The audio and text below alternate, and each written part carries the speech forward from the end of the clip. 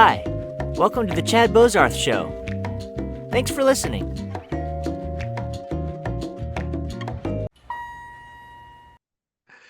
Dude, Eric, What's up? man, when we set this up, I was so excited.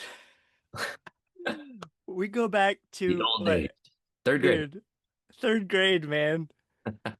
Hey, I'm proud of that. Like to have a friendship that long, that's Mhm. something else, man.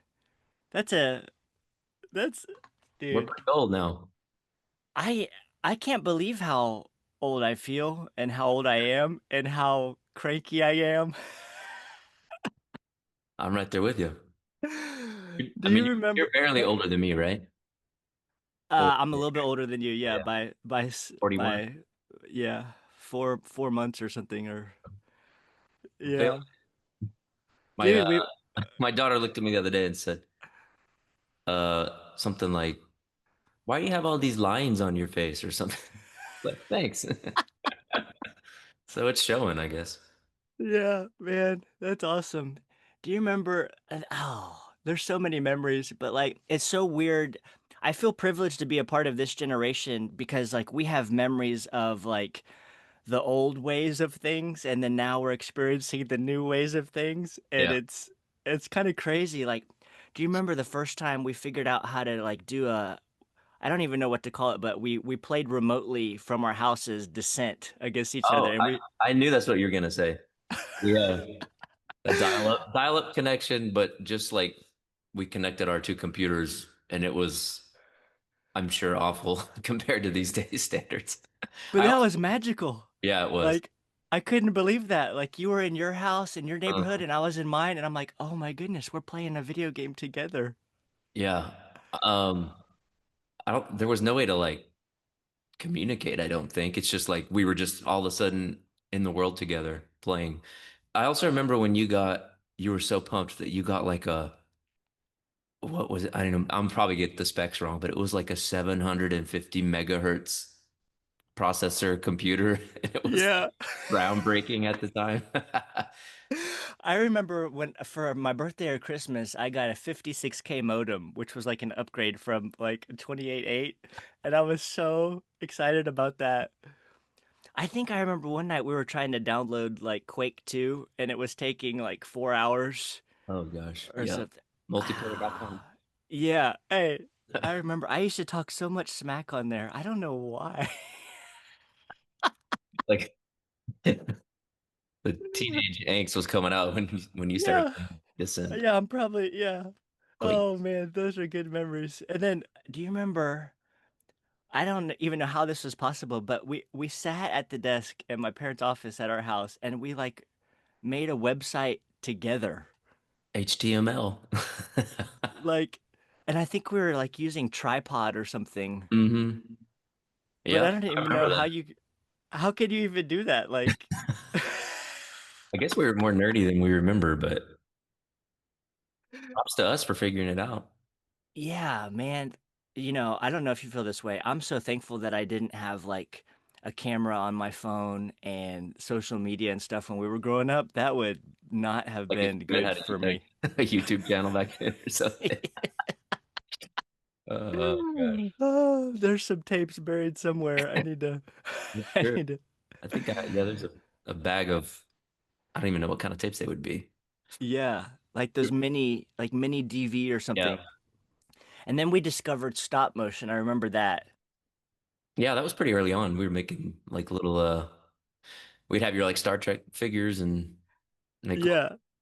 I Oh definitely remember man. that. And then we were experimenting a lot with like uh forced perspective. Like you would be way in the background and somebody would be close and we would like pretend like somebody was a giant or something like Oh yeah.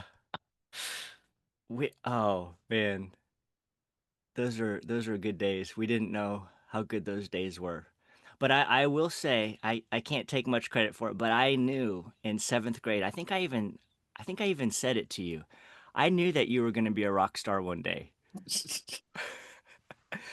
No, well, well but go why? ahead. Because I like quit the I mean that wouldn't have been seventh grade, but I was like, what was your made you say that? Like because I like quit I remember like stopping playing basketball in like 11th grade to like play music.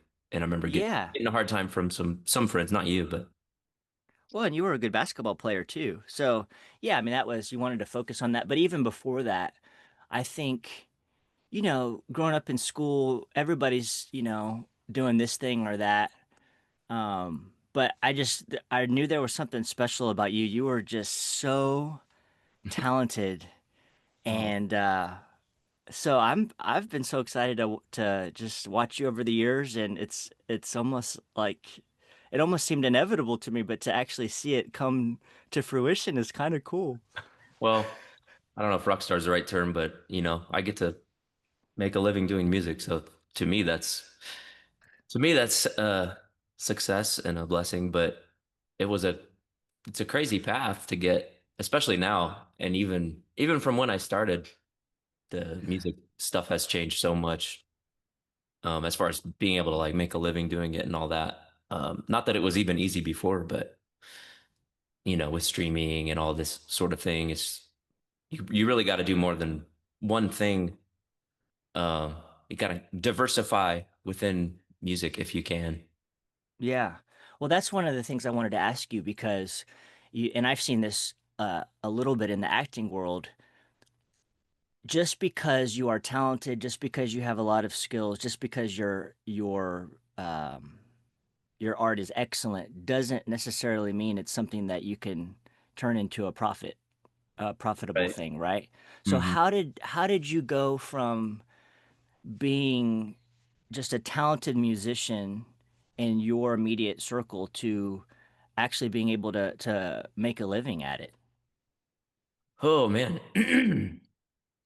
I'll try not to make it a saga, but I mean, I think it starts with the passion for it. I mean, locking myself in my room in the summers for 8 hours a day playing it. If I'm sure you're familiar with the 10,000 hours from the Outliers book. Yeah. I'm pretty sure I put in mine, probably long ago, just because I loved it. I didn't know anything about that sort of thing back then. Um, so building my skills or honing my what I believe to be a God-given talent, and a calling really, but just putting in the time, but because I loved it, but for no other reason, because I mean I was just making weird songs and learning songs in my bedroom. Fast forward to, I played in church, and then later on in Texas where I lived at the time, I grew to love, I think as you probably remember, guitar, and then through that found like this kind of music called progressive rock or progressive metal, and which is not mainstream by any means, nothing you'd hear on the radio. um and there's not really a scene for that. Like if I wanted to go out and join a band or play live or whatever, it's not really, or at least that I could find, a scene for that. So I kind of ended up playing country music because I could play 3 shows a weekend and pay my rent and get through that way. And really, my first music I learned to play, you'll remember this as well, is actually bluegrass, aside from like taking piano lessons from when I was 4 to 8. But you remember my Aunt Janine, she would always hand me Oh yeah. instruments. So I learned how to play mandolin. And by play, I mean I can just kind of fake my way through random songs.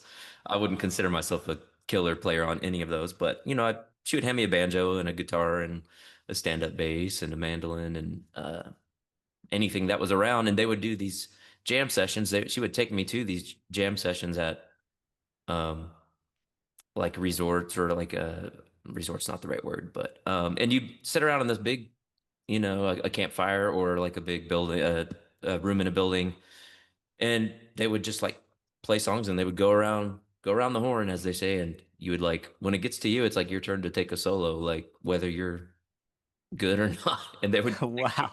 they would just keep looking at you until you would start playing. So like it probably wasn't good, but by forcing myself to just play along with these old guys, I probably, picked up a few things along the way just by making myself do that.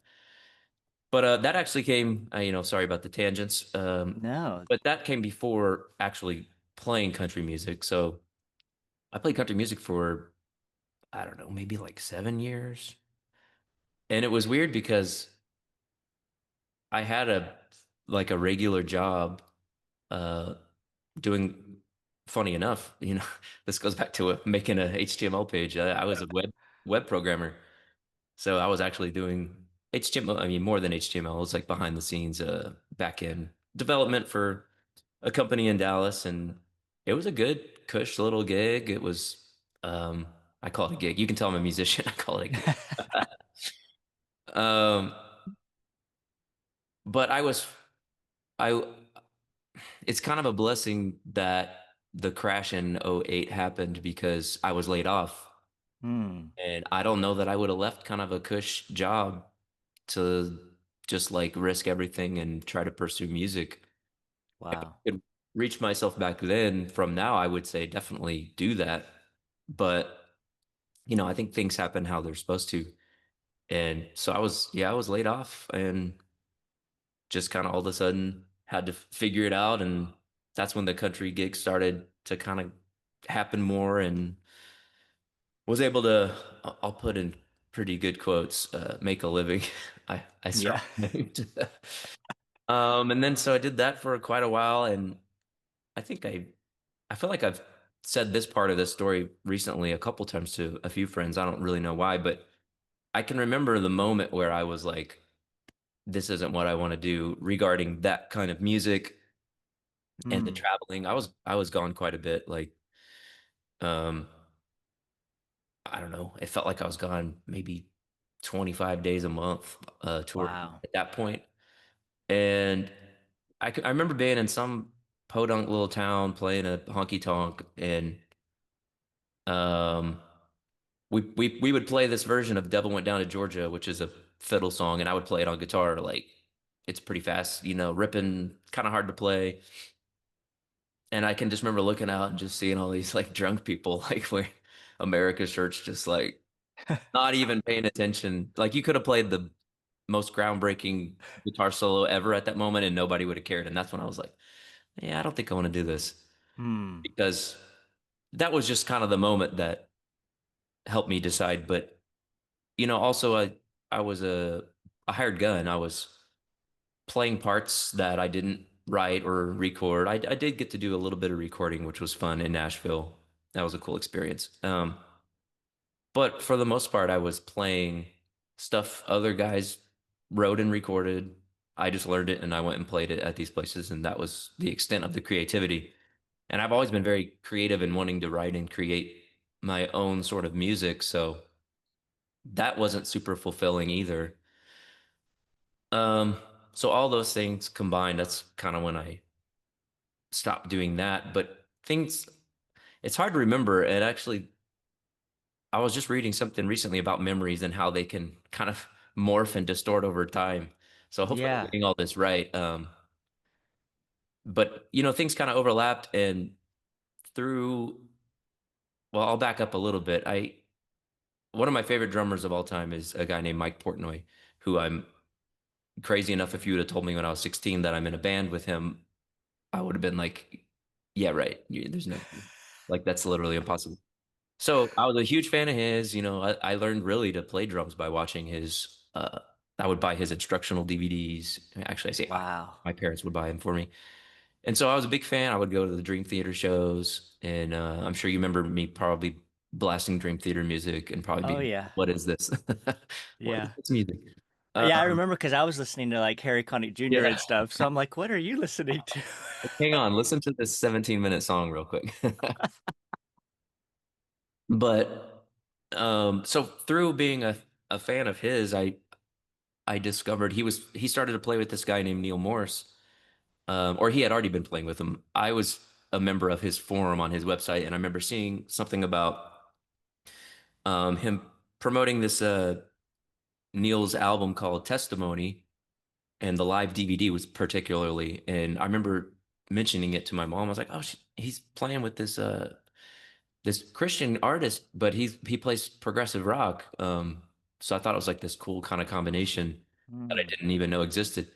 And so I think my mom got that for me for Christmas, the DVD, and I really enjoyed it. And then, years at that point, years pass, and I remember I was on social media, I think it was Twitter at the time, and I saw a post from Neil that said, and I was never really on there. I just kind of randomly opened it one evening, and the first post I saw was from Neil Morse, who I'd followed a long time ago, and it said he was having open auditions to join his touring band for his solo music, and I was just like, well, I immediately I didn't even have to think about it. I was like, I'm doing that, like for sure.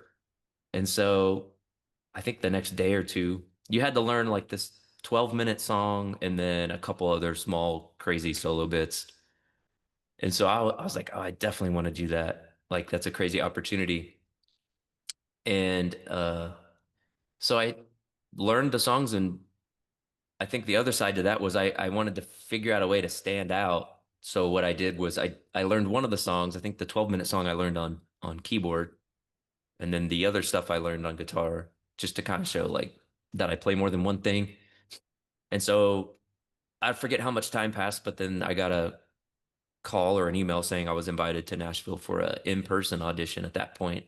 So then I went to Nashville and did the in-person audition and got the gig as I think it worked out in my favor that I did keyboard and guitar because I got brought on as like kind of a utility guy. I played keyboard, sang, and played guitar for his touring solo act and did that for a few years. And then, oh, I guess I should say the most important part of that was after I joined his touring band, like it was pretty short after it was announced that Mike Portnoy was going to be available and do the tour with him. So all of a sudden, I Wow. got the gig playing with Neil, who I was a fan of long ago.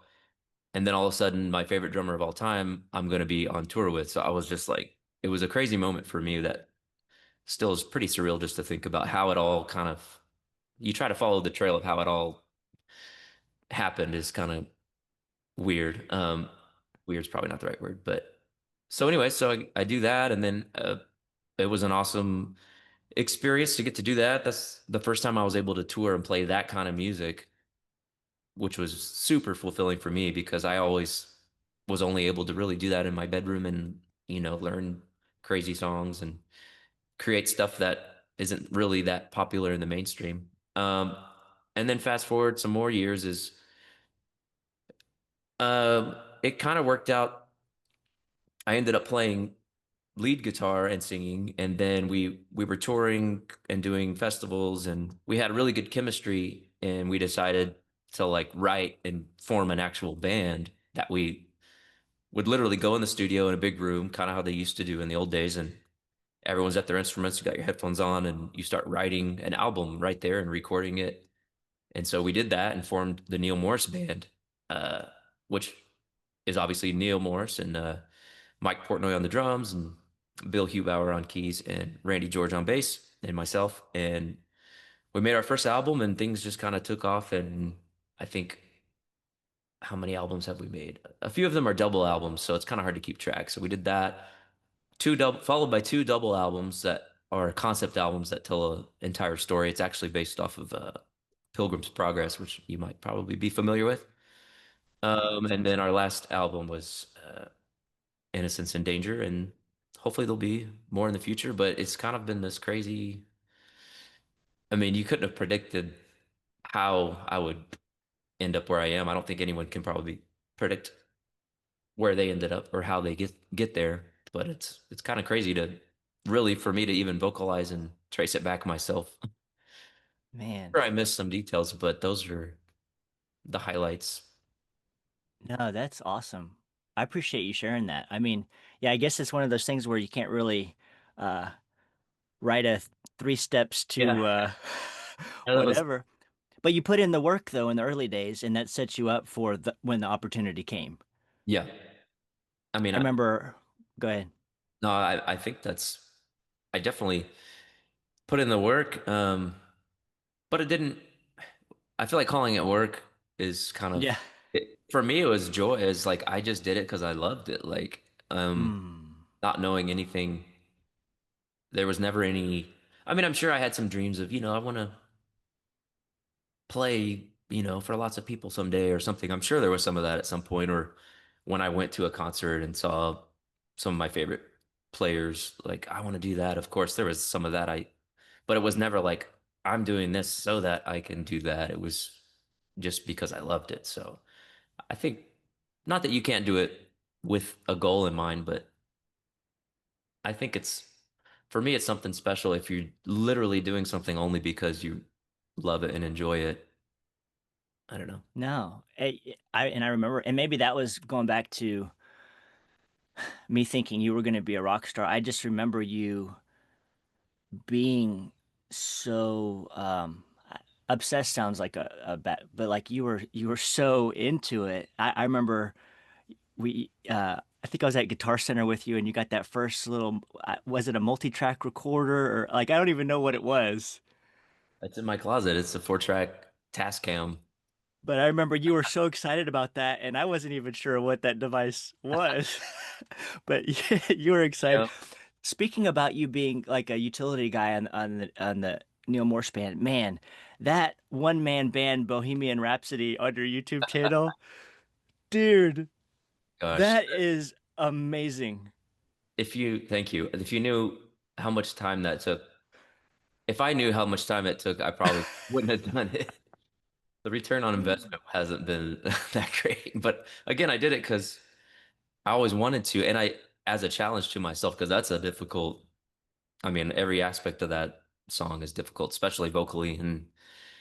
And then I decided, well, I should do some like really crazy cool video to go with it. So I did all this green screen and did all the VFX and all that myself, and it just ended up being like this mammoth.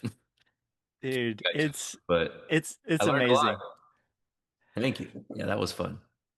Let me ask you, so you were kind of talking about those early sessions with bluegrass and that type of thing. Are you doing anything with your kids now? Are they showing an interest in music at all, or is there anything you're purposely doing to kind of mold them in that direction? Hmm. Well, I mean, they definitely show interest. In fact, this morning and probably every morning involves me telling my son, "Don't pound on the piano." Like, but I don't want to like discourage playing it either. But I mean, I'm in this weird. They're surrounded by it all the time. They can walk over to my studio and walk in, and there's always music going on, or people here making music, or but I'm trying not to like force feed it either. I want it to be natural for them if that's what they want to do.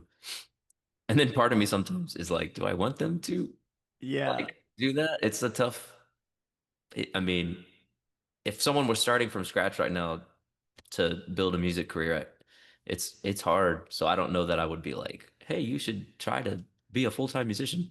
If they decided that on their own, I would for sure help cultivate that and support it 100%. But I'm more along the lines of if you want to do music, which I do, you learn to do many things that are required of you these days because the music I do on my own is I'm an independent artist. Like in other words, I don't have a label. So like literally I have to do every part of it. So like I need to create it. I could hire out certain things, but mixing and mastering and all that I love to do and learn to do along the way. So I do all that myself. And then you need to create artwork. You could hire out any of these things, but I'm kind of like, if I can do it myself, I'll just figure it out. And then you got to promote it and then get it out there, make videos, you know, spread the word so people even know it exists. And then hopefully they'll listen to it and or buy it and support you. So you, aside from that, that's just kind of the things I have to do in my own circle. So outside of that, I also I record on other people's music remotely, or some people come here and I do it that way as well. But so that's another avenue, another hat I wear, like session. Uh, session guy, I guess you would call it. I mix and master other people's albums, so they'll send it to me. For instance, I just finished a huge double album for this band in Italy. They just send it to me remotely. I actually played on it as well, so that was another avenue. I played on it and I mixed and mastered it. And I mean, the more of those things you can do in within the sphere of music, the better chance or the easier it would be. If I were only a guitar player, if that's the only thing I did, I think it'd be pretty hard to make a decent living. You probably could, or maybe I could like hone in a little more and like push in that direction only a little harder or something like that. But I think it really helps to do many things within the sphere of music. That's so anytime anyone asks me for any advice or someone younger starting or anything, I just like learn how to edit videos so that you can film your own videos and edit it and throw them up. And I don't know. Again, you can find other people to do stuff for you, but you got to pay them and that gets expensive. And so the more you can do on your own, I think it's really helpful. Yeah, that's good wisdom. I asked Alexa the other day, I said, play Eric Gillette, and started playing this beautiful piano music. And I was expecting like progressive rock or something. I Oh said, yeah, yeah. and of course, I know you can play the piano beautifully, but that's what Alexa chose. And I said, is that Eric Gillette? What is this? And it was like, yes, this is from the soundtrack to Texas 6. Oh, yeah. Yeah. Oh, there's another avenue. Yeah, I forget. Again, I do so many things, I kind of forget sometimes. So, yeah, composing for TV and film, I love to do that, and I I would love for that to be a little bit more prominent of what I do. So I'm working in that direction. And I've always really enjoyed movie scores and all that. So I've even made some of my own, a couple albums that's really just like cinematic. It has really nothing to do with the progressive rock. Um, Section of what I do. So, and I remember thinking I think it was before I got the Texas 6 job, I remember thinking like, I really want to push more in the direction of scoring and all that. So I just decided, well, I'll just make an album. Like sometimes if you want to do something, you just have to do it instead of like, I wish I was composing this TV or film music or whatever, and then just kind of waiting and hoping something happens. Like, well, I just put that out there, and by doing it, I get better at it.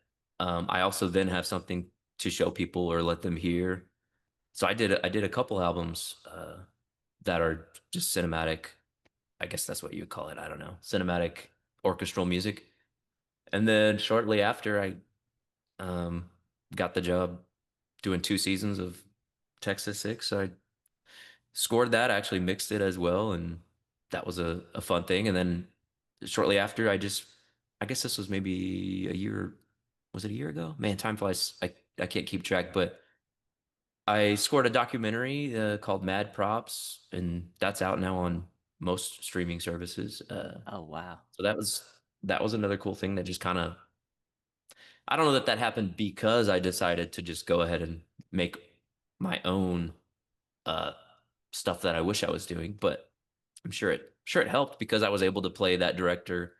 I sent him some clips and played him some of the stuff from those albums I did to kind of like hopefully help make his decision. But so yeah, I'm hoping to venture in that direction a little more.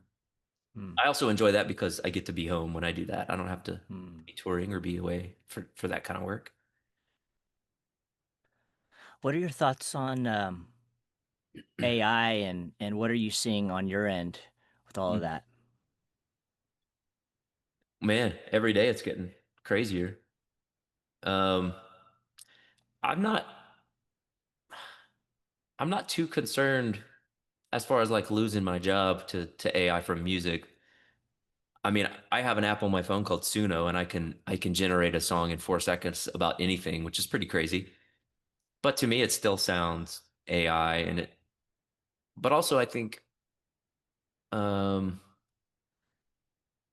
I mean, if people learn to like AI music, I think that would be weird, but okay. But like, I think people want to hear a person like that.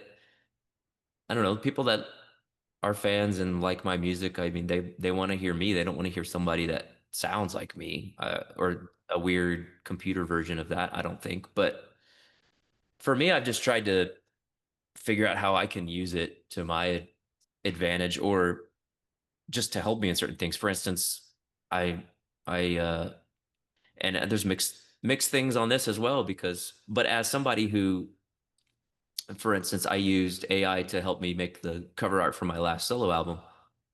And but again, I go back to like I was doing all that myself anyway.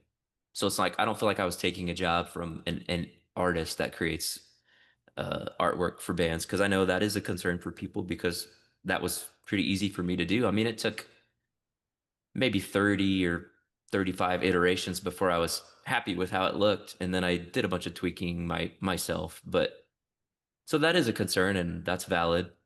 But on the audio music side of it, there are times where I'll throw in like a in Chat GPT, like maybe I need a line or I need a better line, or and I'll have it either help me with making something I've already written a little bit better, or if I'm really stuck, I pop in what I have. What are some options for like a fourth line of this chorus that I just really can't get? And sometimes they're not good at all, and sometimes it gives me something that makes me think of something else, or maybe sometimes it's close and I change it. Um, but I think it's useful for that. I don't think it's useful for like, hey, write me a whole song and then just copy and paste it and try to make it a song. But I think having it help you if you're stuck is super helpful. Um, so yeah, I'm not too concerned with like it taking over the music industry, but I do see where people can be concerned that it's people can lose some jobs, like I said, like the people who make artwork and all that stuff, because it does a pretty good But job at that. yeah, but like you said, there is something about the real person. Like I remember when I was younger, I couldn't figure out, and um, hopefully nobody hates me for saying, like I couldn't figure out why people like Johnny Cash. Like when I was younger, I'm like Mhm. Johnny Cash. This is not like why do people like this? And as I've gotten older, You I actually like, love I yeah, love Johnny Cash because you can feel his life and his pain and his whatever coming out of his mouth. yeah, And it's like, but when I was younger, I couldn't appreciate that because I hadn't lived and experienced enough life. hmm, And so there's something almost like, I don't know, spiritual about it or something. yeah. Well, and I'd be curious, like how kids and younger people these days would feel about it, because I mean, Mm, everything I hear that's like pop or on the radio or whatever, it's just so like. Not that there's any, I mean, there's a lot of it I enjoy and I like the production of, because I can listen to music that maybe I don't love as a whole, and I can find things I like about it. Like, oh, I love the production, I love the drum sound, I love how it's mixed, the effects on the vocals are cool. Like, I can listen to something and not just like be a music snob about it. But it's so like overly perfect that I wonder when people, if kids hear stuff that's just Johnny Cash with a microphone and a guitar, like it's really raw and not perfect. So I wonder how they would feel about that. Or yeah, they just think it sounds bad because that's probably part of what, because I can remember feeling that even specifically about him being like, oh, that singing doesn't sound that great or something. But like when you listen now, you're right. It's like, man, you just hear like just the sound of his voice tells a story almost like, yeah. you know? Well, it's almost like the difference between like, it's nice to, eat some candy sometimes. And that's like a pop song. Like it tastes good, that's fine. But if you eat too much of it, you'll get sick. But then like Johnny Cash or something like that is like a rich meal, you Oh know? yeah. Well, that's why I always liked Harry Connick Jr. as opposed to some other people in his genre that maybe people would compare that to, because I always felt like he had like a gritty, and I've listened to him multiple times in concert, and he was as good or better live Mm. than on the album. There's Yeah. just like a grittiness to him that other people were so smooth. It's like, that's too smooth. Like Great. I like it to be a little gritty and rough around the edges. Yeah. for sure. Oh man, that's good. Yeah, Well, I can remember you cranking Harry Connick. oh man. Cool. Well, that And would be classical music too, right? It's like one of yeah, the I love classical music and that's one of the things I try to do with my kids now is I try to expose them to multiple genres just to kind of give them a taste of, hey, this is what's out there. And um, I mean, if my life depended on it, I couldn't tell you anybody on the Billboard top 10 right now. I mean, probably I guess Taylor Swift, but other than that, I would have no idea. Yeah, I'm with you.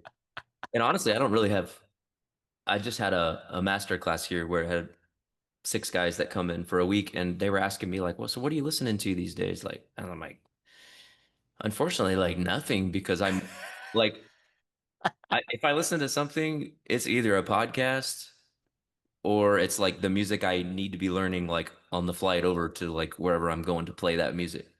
Because I make music like all the time. So usually when I'm done, I'm like, okay, I want to give my ears a break. Yeah. Or just, you just like get too much. I don't know. You can't really have too much music, but after I make music for 8 hours, my brain's just kind of like, okay, I'll just get in the Oh car, yeah. mute it. But yeah, so I'm definitely not up on anything pop at all or anything to be frank, because if I'm listening to something, it's usually a podcast or something I gotta learn. Yeah. Well, I know you already mentioned this, but as we wrap up, you talked about when you were growing up listening to music, you would have never believed that you would be playing with Portnoy, right? Right. There could be somebody listening to this thinking, oh, I'll never play with Eric Gillette, you know? But what would you say to, I know you already mentioned a little bit, but what would you say to a 10-year-old who wants to be a musician and um, they're trying to convince their parents to buy them this or take them there or Hmm. maybe they don't maybe they're growing up in a family that's not musically inclined. You had such great opportunities with your aunt and different things, but what would you say to that person as we wrap up? Hmm. I would say if they're interested in it, like figure out exactly what about it you're like like is there a specific instrument? Is there a kind of music? And really kind of dive into that. And again, do it because you love it. Um, it's kind of hard to, I don't know, looking back, it's kind of hard to say to somebody or even to myself back then, like just forget about like maybe not completely, but like don't think so much about the end goal of like I'm gonna do this because because you're putting too much like stipulations on like I'm gonna learn guitar so that I can do this. I mean, it's great to have goals, but like, and this is just me because this is kind of how I did it, but I just did it because I loved it. And I think when you do that, I feel like maybe you get more into it and you learn maybe more about the instrument, because if I were doing it for some like end goal, it would just be like, okay, let me learn this and then I'm good. Like, no, I was like obsessed with it. Like, I wanted to try to figure out how to play everything and learn these other people's songs and learn how to like make a song. But again, like you said, I was very, very blessed and lucky to have parents and family members that are for sure like 100% supportive and figure out a way to get me what I needed, like that little tape recorder. But I mean, yeah, pursue it but don't do it for a specific reason. I think. I don't know that a bunch of people would agree with me on that, but I just love music and I still just do it because I love it. If I wanted to do it only for money, I would probably play a different kind of music because it's not the most popular. Although we have amazing fans and they are, I think, more devoted fans than other kinds of music and will do things just to support you. So I'm very, very blessed in that regard to find this kind of amazing community of fans in this music. But find the music you like and love and do it for the reason of loving it and kind of release the outcome. of what you think it should be. I don't know. Hmm, that's good. I don't know if that's good, but No, that's good. um, Eric, where can we find you? Where can we, if somebody wants to record with you or buy your music, or are you working on uh, anything right now? Where how can we find you? my website, ericgillettemusic.com, is there's a contact form on there. You can write me on there. You can, I think I have links on there to stuff, or you can, I think I'm on the streaming services, most of my stuff. Um, yeah, and I just enjoy, I do enjoy helping people with their music. It's kind of a fun thing to people that have a vision and or they have a song that's not complete and they want to help, they have me help them add things to it, shape it, mix it, make it sound good. I do really enjoy doing that for people. And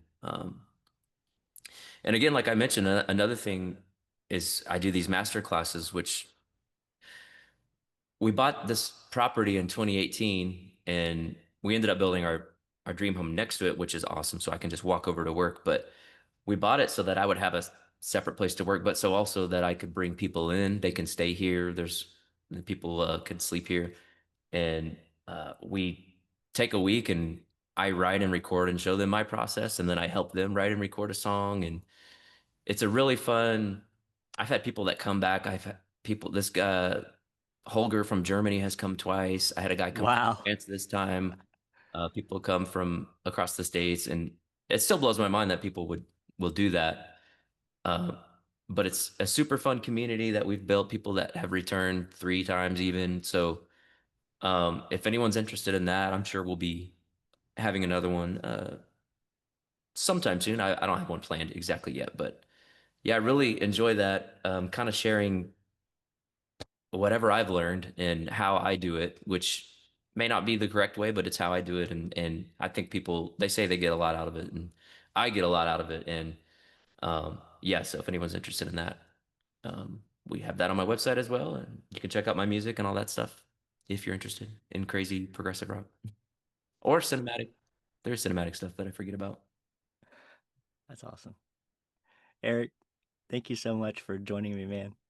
Thank you. It's good to catch up. Let's do it again soon. Yeah, man.